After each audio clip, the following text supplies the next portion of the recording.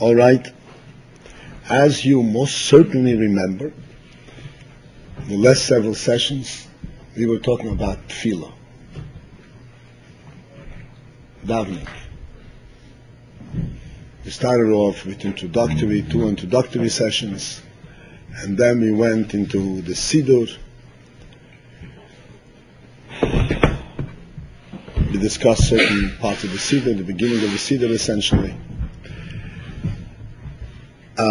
I was requested, in line with this series, that I should speak about brachos, blessings or benedictions that we say basically over food. How do we understand it? How do we get to relate to it intelligently?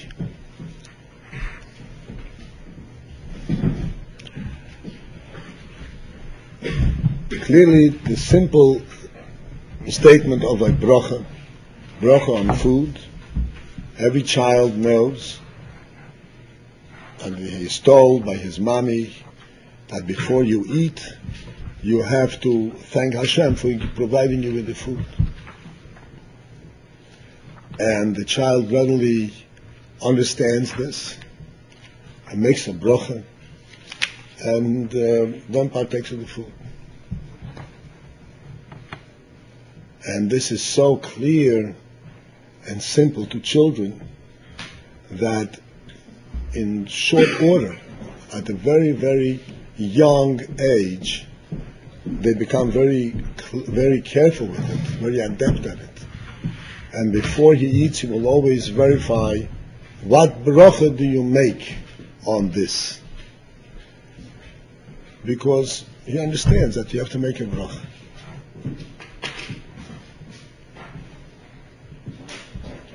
However, in order to accept and to relate to a bracha in this very simple, and simple here we mean in a praiseworthy manner, straightforward, pure manner, you have to be a child reared from infancy in a very pure manner. And a child reared in this manner means that before he or she even begins to speak, already the lullaby songs that they hear are all about Hashem and Israel. Before they even wake up to know what's going on around them, to understand what's going on with them, their mommy would wash Negelwasser with them. Everybody knows what Negelwasser is. And she would say Moide Ani. And before they go to sleep, they would recite the Shema, and they would mention all the members of the family and say Hashem should bless them. So Hashem is an integral part of their growing up and of their lives. So when they are told that before you eat, you have to thank Hashem for the food, it seems perfectly rational, perfectly obvious. The food, of course, where does the food come from? Hashem gave it, just like Hashem gave me the sun, and gave me my shoes, and gave me everything else.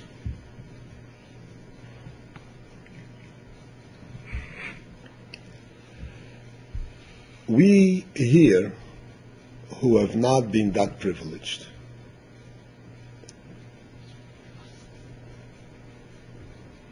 and who at infancy or young childhood, or even further up, have not had this type of introduction into our lives and into our world. We were introduced into the world as a physical world, that exists and runs on its own in a natural manner, needs no external godly input.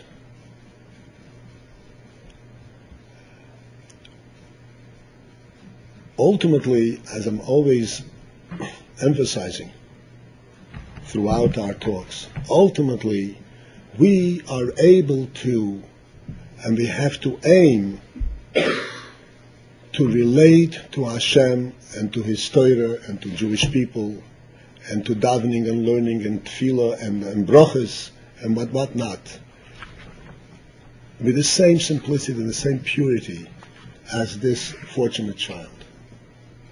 There's no question that that's possible, because each one of us has a soul, has a neshama. We just have to reach into it and connect and see how we perceive things from the perspective, from the light of the neshama, which requires great effort. And most of our talks here, particularly on these general talks and Tuesday talks, were aimed to open up these windows and to remove some of the obstacles that do not permit us to see this pure truth.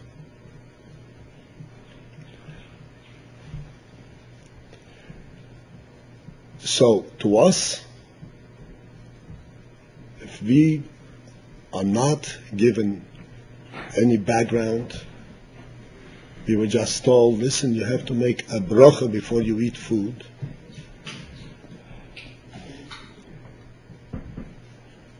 This comes either as an oddity, I don't understand what you're talking about. The food is right there. It's already created. It's right in front of me. I cooked it, I crushed it, I pureed it, I seasoned it. What are you talking about?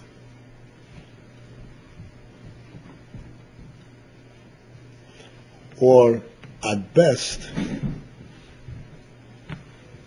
if you do have a secular background, you would say, well, God is the boss. I better listen to the boss. He says I do it, I do it. But to connect and to relate, literally, the food to God, and to relate my waking up in the morning to God, like we say, Moida'ani, and to relate my going to sleep to God when you say Hamapil, and I entrust my soul unto your hands. In the real sense, that is really a difficult thing with our background. Again, I say it's a difficult thing, but by far, certainly not an impossible thing. We all have to know that it is absolutely within our reach. We learn Hasidus, we listen carefully to what our teachers teach us, we ask questions, we dig. It is absolutely within our reach.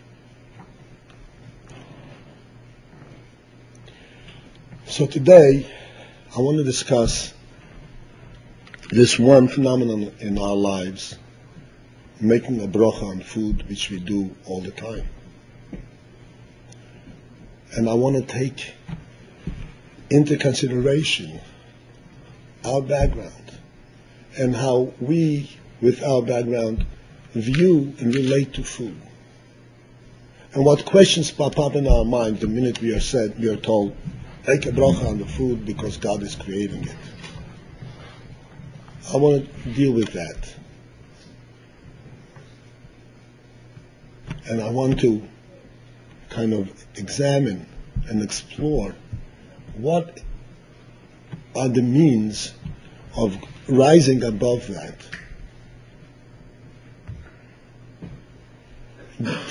Put things in perspective.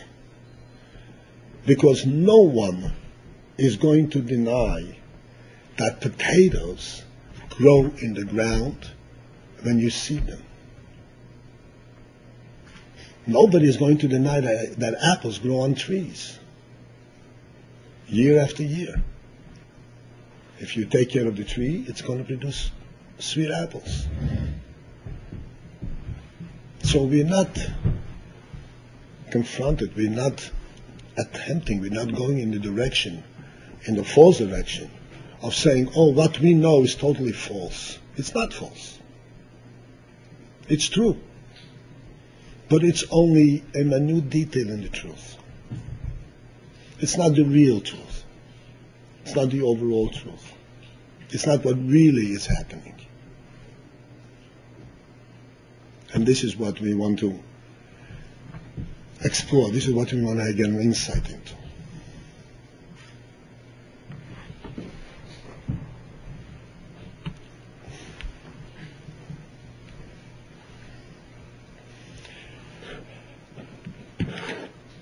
Early on, this principle itself that we are going to discuss, we touched on certain parts of it throughout these sessions.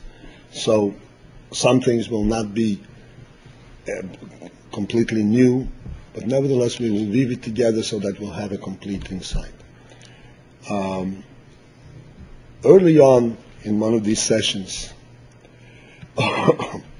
we discussed the sequence of events in the creation. The creation of the world as the Torah relates it. And briefly, you all know, I'm sure you all know this sequence of events, the 6 days of creation and the 7th day.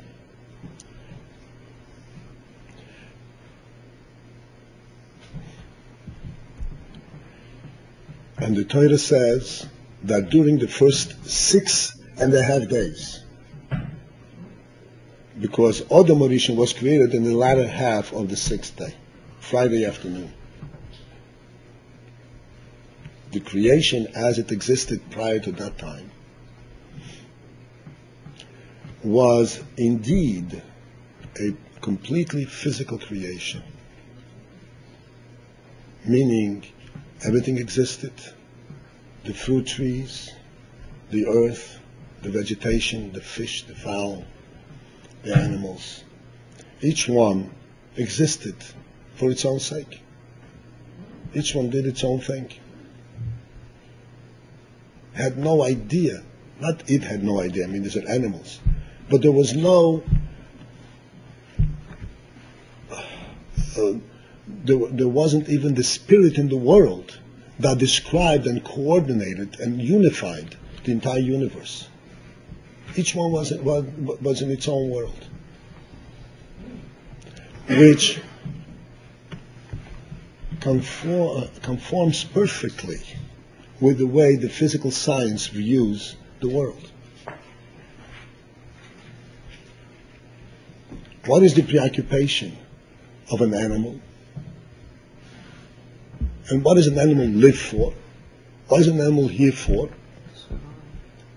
To secure its own persistence, the persistence of its own gender, of its own species. Not only its species, itself. It's not interested in anything else. What is a fruit tree occupied with? What is the definition of its activity of producing fruit? Is it fruit?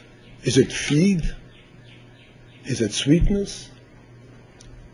It is to produce a seed that can be planted and promulgate this particular tree. This is the way science views it. The fruit is a byproduct. It's a byproduct aimed at nothing but preserving the seed. In other words, to protect the seed, that the seed should not be affected by elements, by external elements, by environmental elements. It has a fruit that shields it.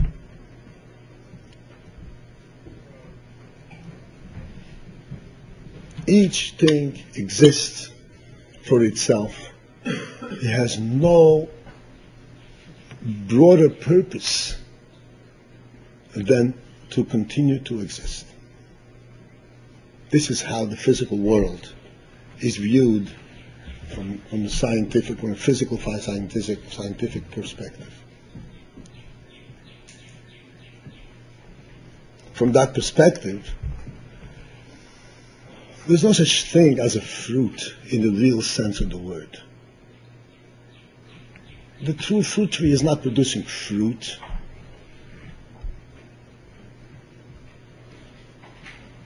The chickens are not laying eggs that are edible.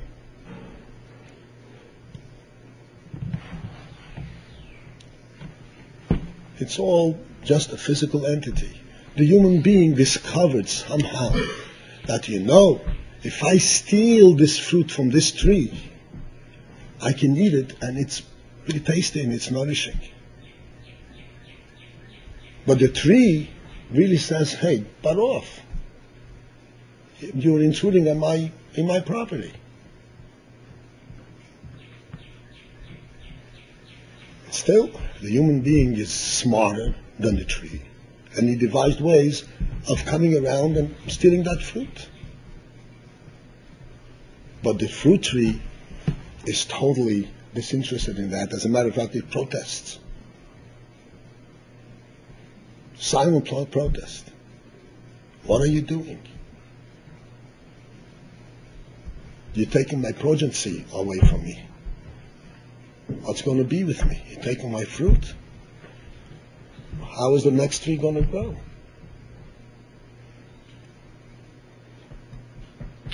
This is the picture of the physical world as perceived from purely physical view of the world. Natural view of the world. Natural means that each entity is aware of its physical presence, nothing else. Physical presence.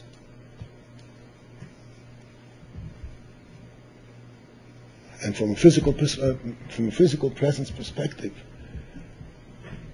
just as this table doesn't know that my hand is on it, so doesn't the tree know that there is a human being that can use the fruit.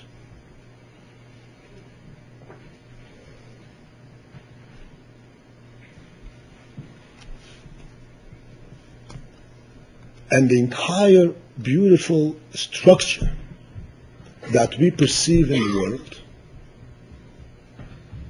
exquisite structure, beyond imagination, of a beautiful daily cycle, of a weekly cycle, of a monthly cycle, of a yearly cycle, all that is pure accident. There's no such thing as a cycle. Each thing is doing its own thing. The sun is not rising to illuminate the world, to make day and night. As a matter of fact, the sun couldn't care less. Somehow, accidentally, the earth has jumped into a certain position, perfect position, to benefit from sunlight in a certain way, and it turns on its axis and it makes day, it turns on its axis and makes night. Excuse me? I just heard contrary, like the earth stays still. No, that makes some difference. It makes some difference how you perceive it. But this is how science looks at it. Whether the earth stands still on the earth and the sun runs around it, it's a very broad question. But for the sake of this discussion, it makes absolutely no difference. And if scientifically it lends itself more easily to explain the changes of season, changes of day and night in the manner, from an earth perspective, fine. Why not? After all, the sun is a much bigger body than the earth is. And the bigger the body in the physical world, the bigger the body, the stronger it is.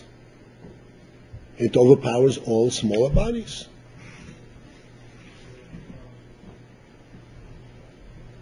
The Pasuk in Tanakh that speaks about the future days, the days of Mashiach and beyond, describes a situation where you have a cow grazing together with a bear, side by side, and Nar Kotoin, a small child, directing them. That's exactly how the Torah, the Pasuk describes it.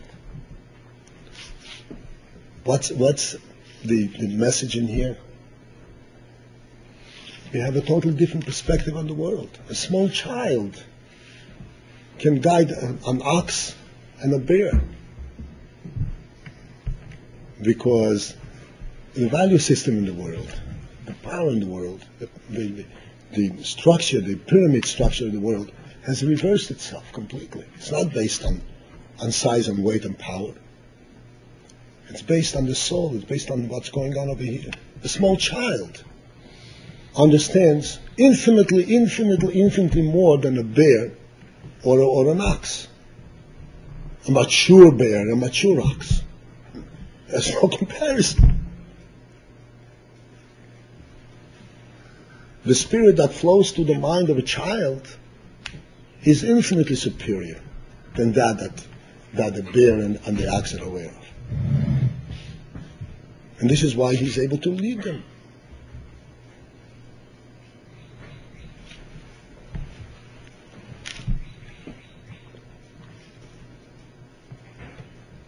But that's the way the truth is.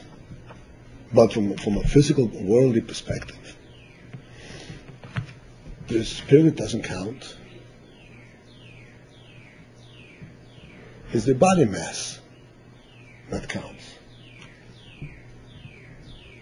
And therefore, we have a completely reverse view of existence.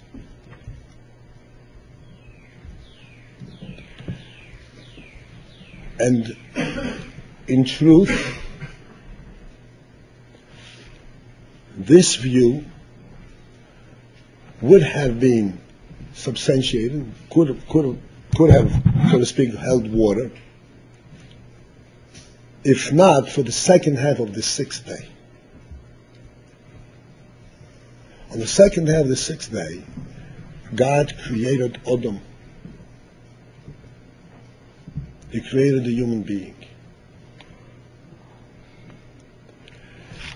And in creating the human being, God does not create the human being as an independent entity unto himself. Okay, Adam, you're here, take care of yourself. Look around and see what you can figure out to find food for yourself, shelter, whatever. That's not the way it happened. At all. It's described right there in that sixth day of creation itself. When Adam Rishon was created, the first thing that God told him, in effect, look around this entire creation, examine everything that I've created, study it, know its nature, name each creature, because that's exactly what happened. Because I made it for you. It's yours. I made it for you. It's not yours because you're more powerful, because you're smarter than them, because you can outsmart the cat or the wolf. Not because of that, but because it's yours to begin with. I created it for your sake. My intent in creating it was you, because I originally intended to create you. Before I created you, I created everything else. The whole world that when you come into the world, you have everything ready for you. And I created it for you, not just so that you will not starve and you will have what to eat. I created it for you because this is your task that I, God, am assigning to you. Your task is defined by me directly. Not like everything else that kind of follows a natural pattern. I created you so that you will capture the world, subdue the world, the natural world, and rule it. And transform the natural wild world into a civilized structure, into a humanly affected structure. That's exactly what it says in the Torah.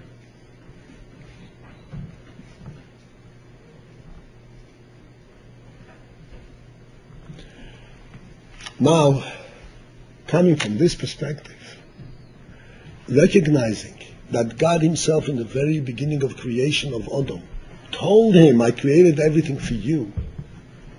When you go and re-examine the creation again, and we look at a fruit tree, and we say, how is this fruit tree created for Adam? Is it the seed that's created for Adam? Is it the bark? What in this fruit tree is the real creation, the real purpose of its creation? After all, God said it was created for Adam. It's fruit. That very last entity, last part of the fruit tree, that the tree from a natural perspective is totally disinterested in. Ultimately, that is the real purpose for which it was created. This is why we call it a fruit tree. Not a tree from which we can reap fruit inadvertently, but it's a fruit tree. The reason it flourishes, the reason it has spirit, the reason it has chayas to grow and develop is because it has a task, a godly task, a function, which is to produce fruit for Adam.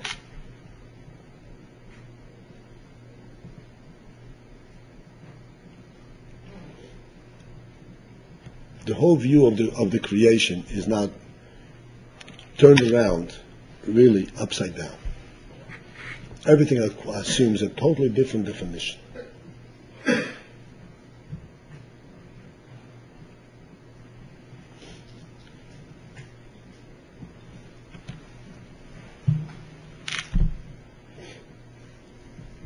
So now, having understood this,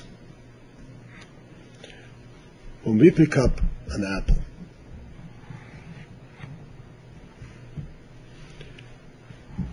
and we're going to eat this apple,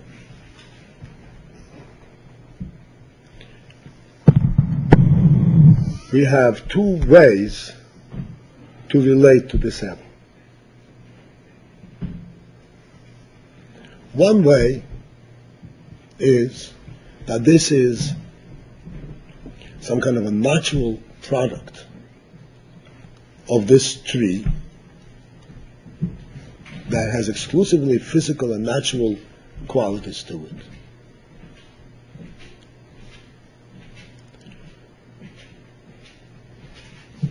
And we are smart enough to figure out that it's beneficial, it's tasty, or whatever it is, we can actually consume it and enjoy it, and get, as we said before, nourishing benefits from it. From that perspective, where does God come in? God didn't create the fruit. At best, He created the trees some 5,000 years ago. And then there's a natural process how the trees continue to procreate, to develop, to expand. Perhaps even not the natural, perhaps just because I, the human being, the smart farmer, am able to crossbreed and so forth and carry the trees across my whole field. Where is God coming? Why do I see God's hand in this fruit?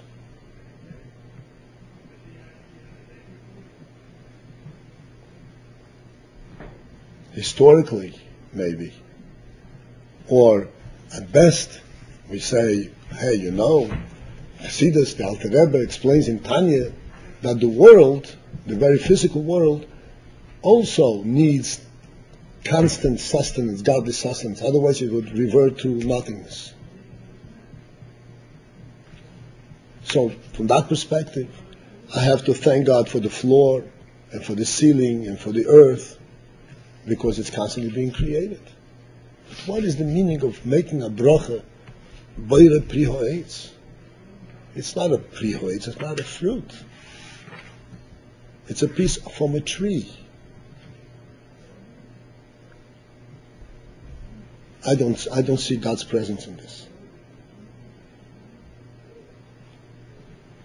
But then we have a totally different perspective, a entirely different view, as we have explained. And in fact, when we hold the fruit, this is a fruit, not a part of a tree. The tree is the means through which God creates this fruit. And this fruit is literally created as a fruit to feed me.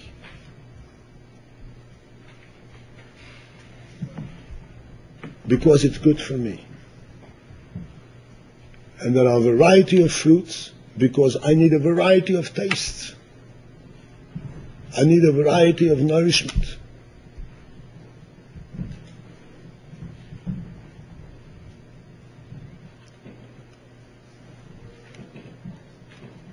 This perspective that this is a fruit must inevitably, if one thinks, bring God into the presence. Because only God makes it into a fruit.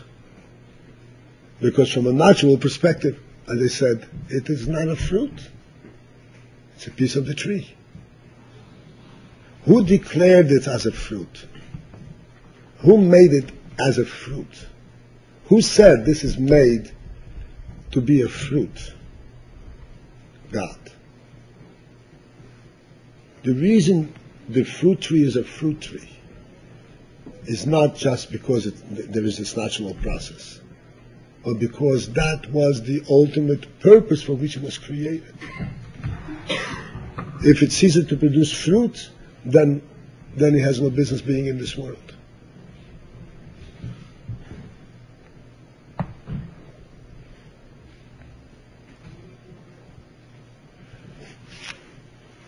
So now, when we take a fruit, we can readily relate to this fruit as a fruit, and if we relate to it as a fruit, we immediately recognize, and we can intelligently see through it and say, hey, here's God's hand giving me this fruit. And this is why we make a bracha. The bracha is what expresses our recognition that what we are eating is a fruit rather than a piece from the tree.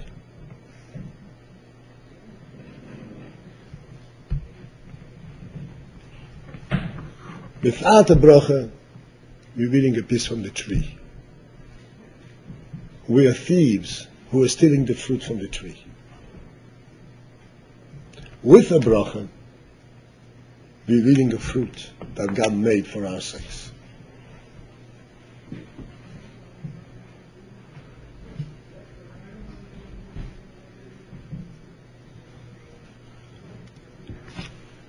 With this insight, with this overview, although brief, but if we reflect on it, we could see that even one with a secular background, and may even with a scientific background, can begin to understand and see God's hand in his life.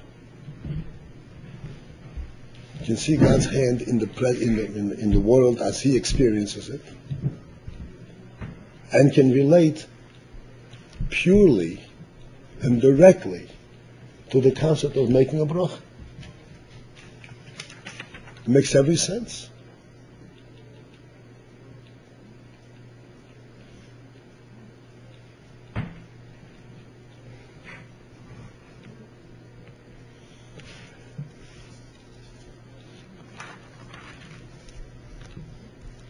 I would like to discuss more details of the bracha, of how they're structured, but because this was kind of an involved discussion, if you have any questions, I will entertain questions.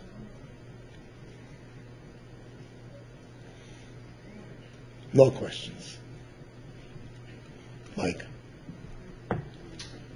One is stealing it from the tree. The tree cries out and says, "You're taking my fruit. How am I going to procreate?" But then, when he says that God reacts by making the bracha, thanking God for the blessed are you Hashem, then that changes the situation from theft to a proper transaction.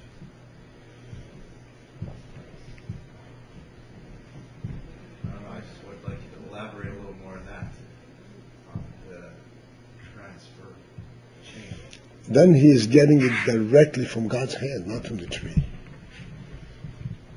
God made the tree and gave it nourishment in order that it produce fruit for me. He's not getting it from the tree. He's getting it directly from God's hand.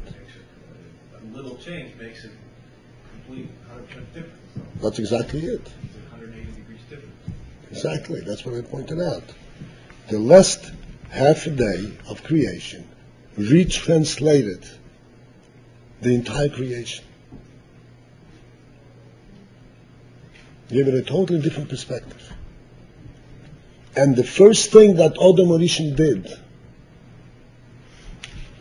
I mentioned to you that God had instructed Adam Rishon that he should name each creature, and which he did, which is a separate issue that requires also an elaborate discussion, what is naming and so forth. But the first thing that Adam Rishon did, as described in the Medrash, that Adam Rishon gathered all the animals, and he said, "Let us rise and bow and praise God, our Creator." This is the first words that Adam Rishon said to the world, because this, in fact, was Adam Rishon's function in the world, to give the world, at the minimum, a human face, and ultimately a godly face.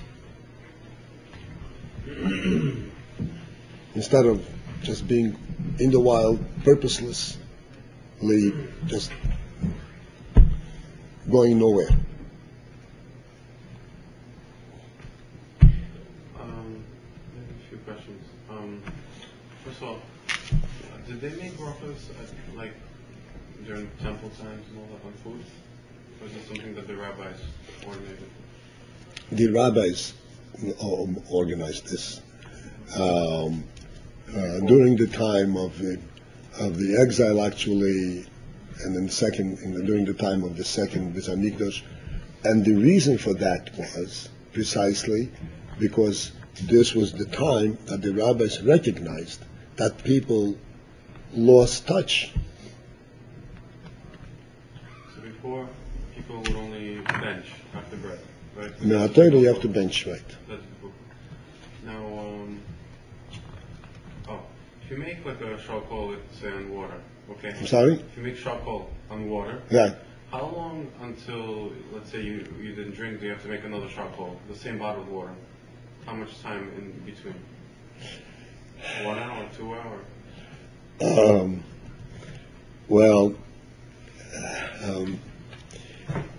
there are. This is halachic thing. There are time restrictions, and there are other type of intermissions. If you walk out of the room and you come back, you have to make a bracha immediately.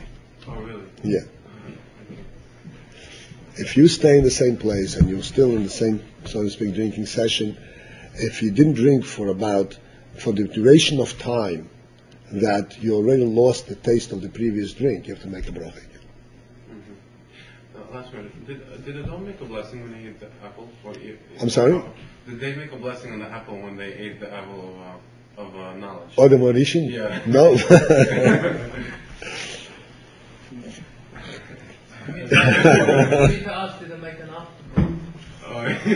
All right. Oh, they were. All right, listen. I want to stay on the topic. Okay. Really. Okay?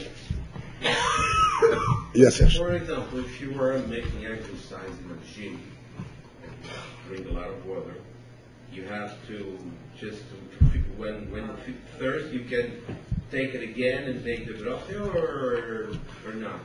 You don't have to make a bracha. If you're in the same session, you can make a bracha. Okay.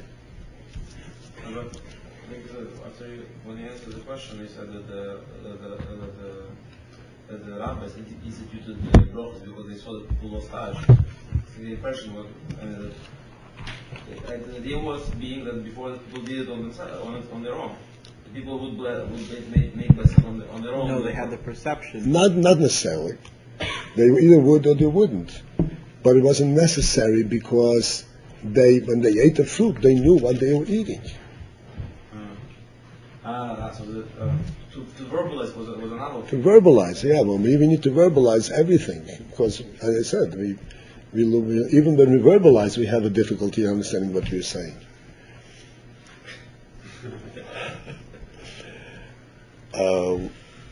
Surely there are, many of these takonis. Takonis means safeguards, prop-ups, assuring that we are aware and we have a Jewish perspective on things. Were made when it was deemed necessary, when they recognized, hey, if we don't do this, people are just going to lose track of what's going on. That means that in those times, after Takona was made, it was enough for people to really relate to Eberster. That's right. Just by saying words. Without saying the words. They took an apple. They knew they're taking an apple. But the Takona made a Takona because they saw it doesn't work anymore. They saw that it was going down. And when people would say it, when they say it, yes, because they were still at that time. They didn't need much prodding, they didn't need much explanation, and they were able to say, okay, I know what you're saying. And what now? Now it's the same thing, except now we need the kind of sessions to understand what the brachas are about. They said the brachas essentially think what they read the Mishnah to the Lord. I'm sorry? The sages said we have to decide the bracha before we eat fruit, but still using it far away. But essentially the reason why the sages said we should write down the Mishnah and the Gemara. Yeah. Well, it's in the same line. It's not the exact same idea, but it's in line with the same thing. There it was because the exile became so heavy and people didn't have time to learn, and the Torah was slowly forgotten. This was a different thing. This is just the spirit of things was being lost.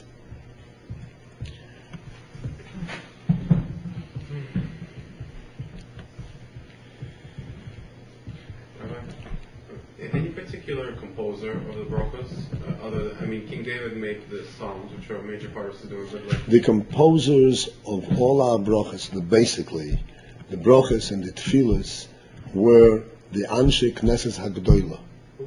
This was a group of sages during the time of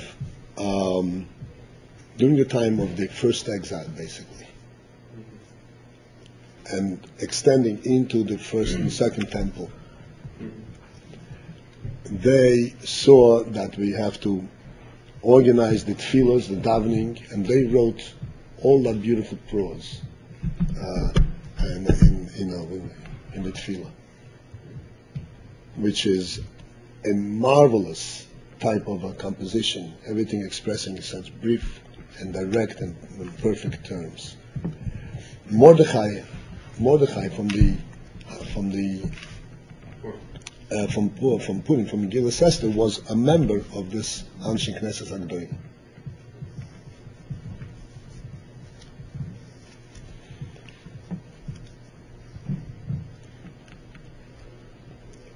In line with what you asked about, when was it set up?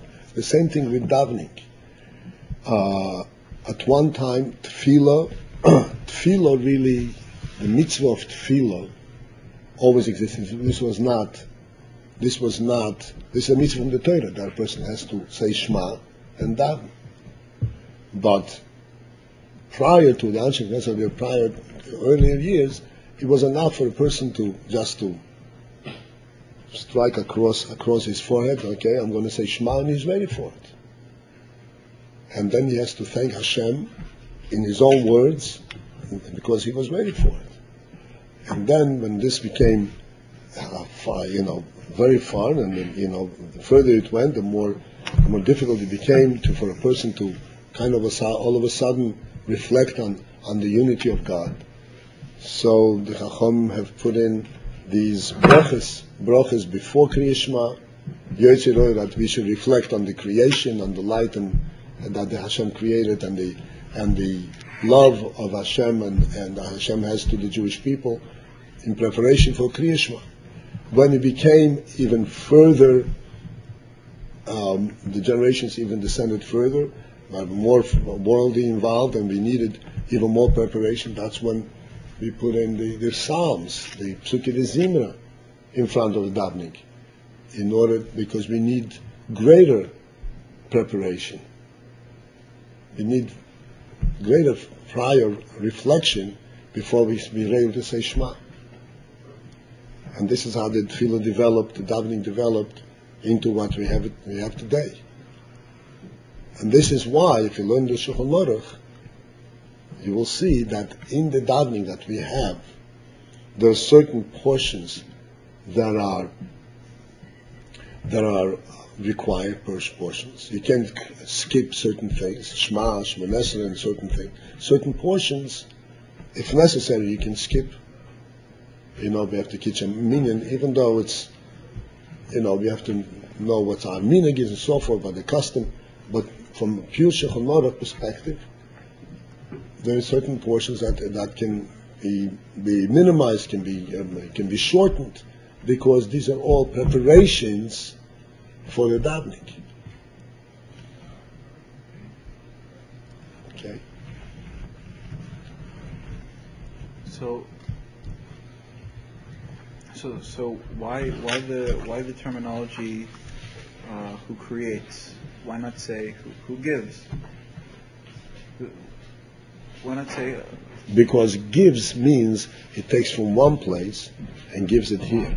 Takes it from the tree and gives it to me. That's not what the point is. Okay. No, he creates it. Mm-hmm. He creates it as a fruit.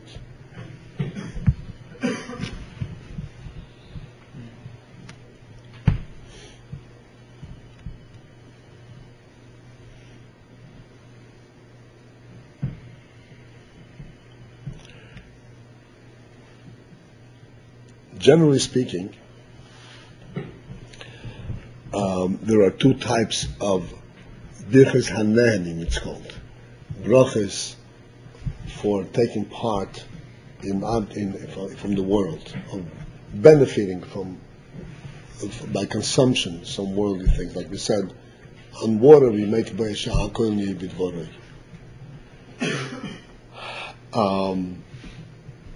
On the fruit we say beire pri ha'etz. On the fruit from the ground we say beire pri ha'adama. the very general rule is that when we consume something in its original state, God made it, made water. So we make a bracha shahakol, because this is exactly what God created. He created water, He created animals. So we eat meat, we make a bracha shahakol. Because this is the actual thing that God created. When we eat a fruit, which is actually the produce of a tree, so we make a bracha specific on the type of produce it is, whether it is a produce of a tree or a produce of the ground, from the ground.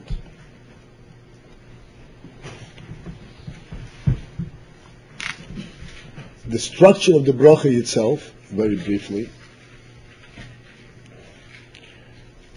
you all know that the bracha consists, the introduction to the bracha, the main part of the bracha, is Baruch Ato Hashem, you are blessed Hashem, Elokeinu our God, Melech Ha'olam, the King of the world.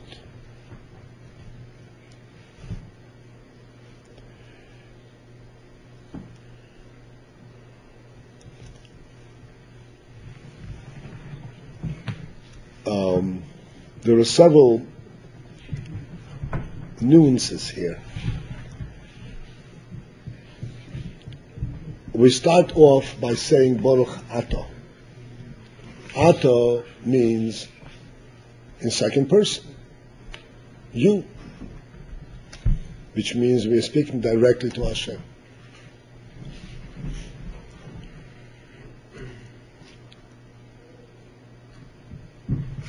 Speaking directly to Hashem, we don't have to name Him. We're speaking to Him. And then immediately after that we say Hashem by name. Our God. Melech Ha'olam. This is in third person.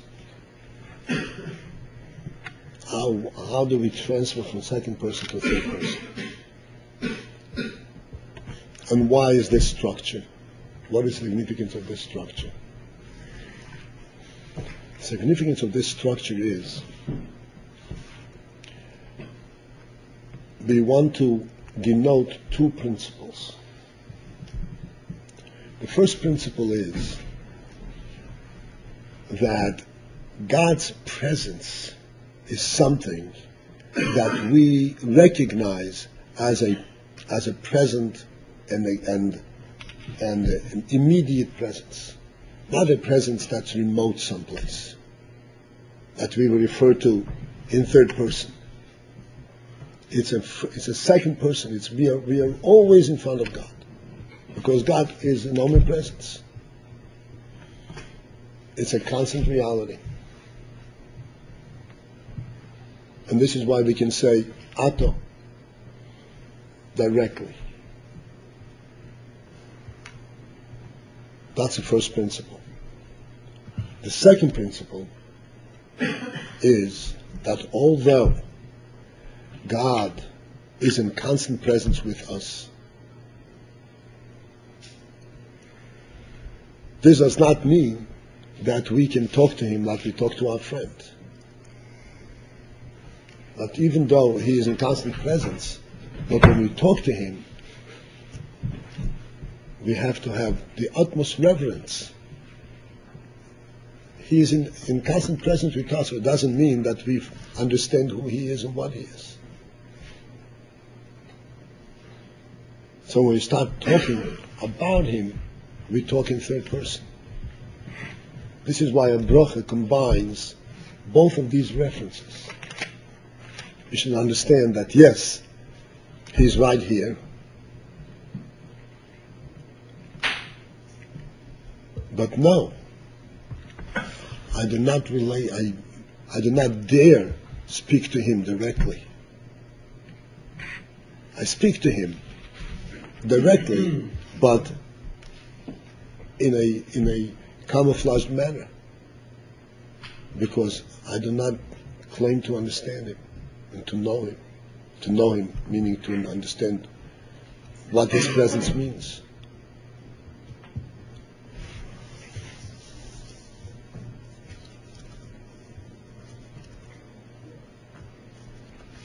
In that second part of the bracha, we say, Hashem, Yud-Kei Vov-Kei. Hashem is Yud-Kei Vov-Kei. Yud-Kei Vov-Kei means the source of creation.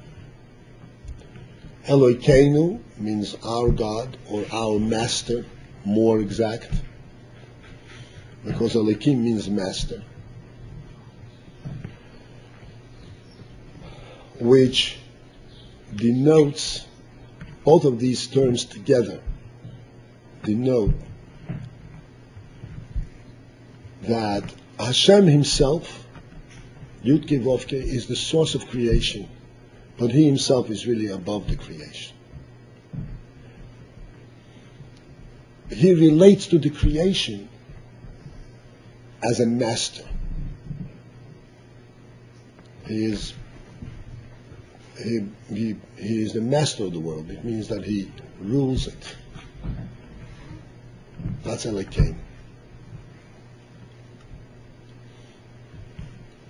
Again,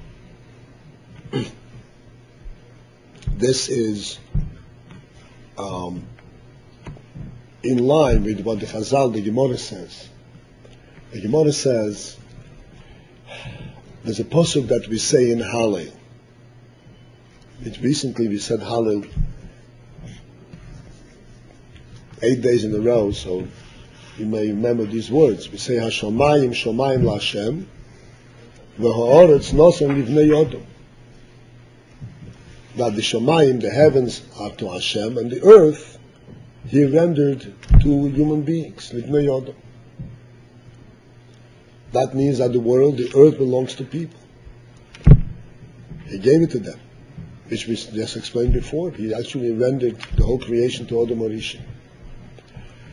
And then on the other hand, there's another pasuk which we say every Sunday. In the Yom, we say, the David Mizmor, LaHashem ha'aretz umleya. That ha'aretz umleya, the earth, and all that fills it, belongs to Hashem. So the Gemara says, how do you reconcile these two references, these two psukim? Why do you say that the earth and all that fills it belongs to Hashem, when Hashem gave it to Bnei Yodom, to human beings? And the Gemara says, Kan lifnei bracha, kan leyacha bracha. That one pasuk, when it says that the world belongs to Hashem, means before one made a bracha. It belongs to Hashem. You have no right to touch anything. It's Hashem's property. When you make a bracha, Hashem renders it to human beings. Or it's nosan livnei yodom, after the bracha. And this is what we say in the bracha. Baruch atah Hashem, Hashem, the Creator, and everything belongs to Him. But then Elokeinu. But then He comes down to us and becomes our master. Which means He comes down to us and provides for us sustenance. Recognizes our presence.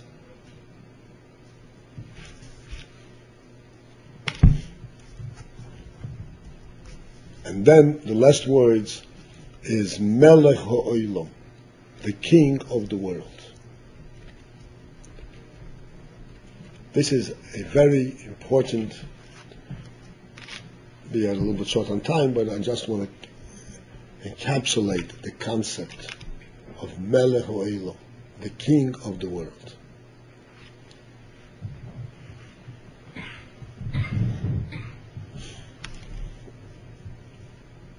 There is a significant difference between a master and a king.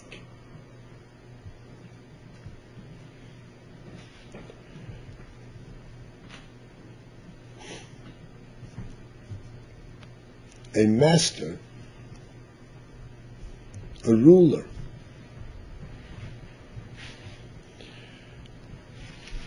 just as we can readily distinguish between a dictator and a king, or a king in its ideal form. Not a king who becomes a dictator. A king in the real traditional conceptual sense, where people voluntarily select a king and they say, we want you to be our king. Which, by the way, existed not so long ago in human history, until everything just dissipated and human beings lost respect for each other completely. What is the meaning of a king versus a master or a ruler? A ruler essentially does not relate to his subjects. He rules them the way he sees fit for his own benefit. That's what a dictator is. He grabs power through some means, by bribery or by all kinds of vicious acts, and he grabs the power and then he can rule. A king is an entirely different concept.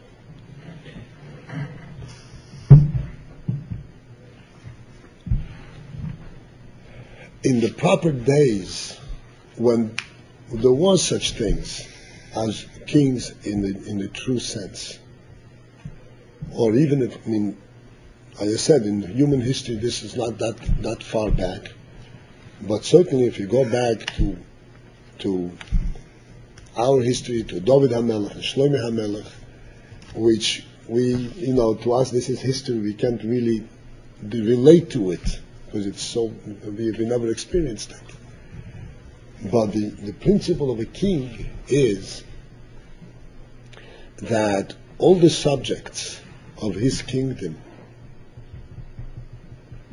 not just serve him, all the subjects of his kingdom actually benefit, are inspired and elevated to a different state by virtue of the fact that he is their king. They take pride in themselves because they are subject of this king. This is the concept of a king. In other words, a king actually is present and is represented in every positive activity that's going on in the country, in the land. Because he is the inspiration behind it all. And therefore, when we say Melech Ha'olam in a bracha, what we are saying is we are going to partake of this fruit. What gives us even the inspiration? What gives us the inspiration to take part of this fruit and to promote our own welfare, promote our own lives? It is the fact that there is a king to this world, and we are part of this kingdom. Like we spoke one time about Moedeh Ani Lefanecha. This is, as I said, this requires a session all unto itself, but the principle of this is that because he is Melech Ha'olam, because he is the king of the world, that inspires us, that puts a different inspiration, a different perspective and value to our own world. And it is from that perspective that we come to eat this fruit. We do not come to eat this fruit just because we have a physical, we have an ability to physically consume it. We come to eat this fruit because we are part of God's world.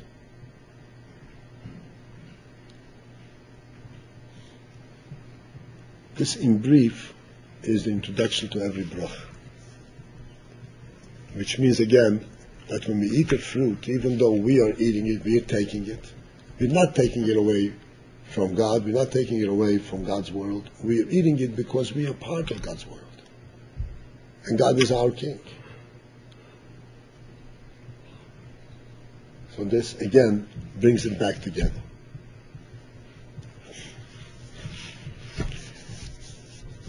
This will be it for today. Go ahead. Yeah.